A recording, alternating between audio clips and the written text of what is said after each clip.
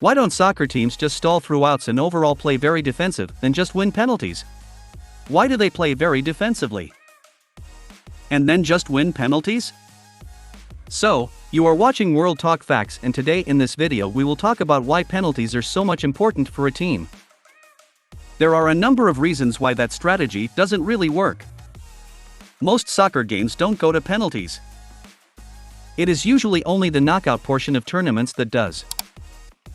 That means that the majority of games are simply going to end in a draw, and in most of the leagues and the early parts of tournaments means that the team is going to be eliminated for lack of points long before they get to the knockout rounds.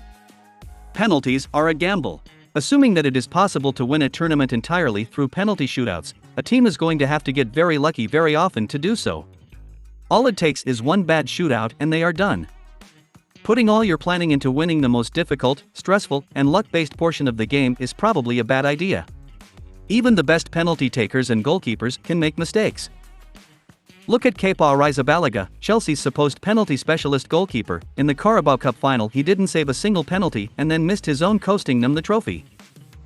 In most games, the teams would prefer to win in regulation time than take it to a shootout.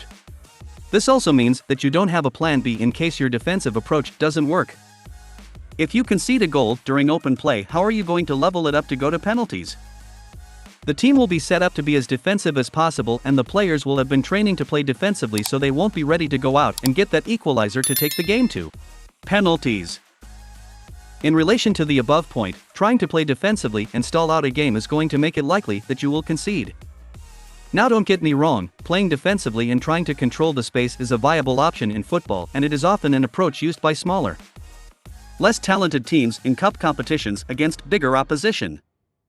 However, when you play defensively and park the bus, so to speak, you create a situation where your players can't make a mistake. The opposition is going to have most of the possession, and you are going to be facing a lot of shots and set pieces. All it takes is one piece of skill, one bit of good or bad luck, or one player switching off for a second to scupper your entire strategy. Can your team hold out under that sustained pressure for 90+ minutes?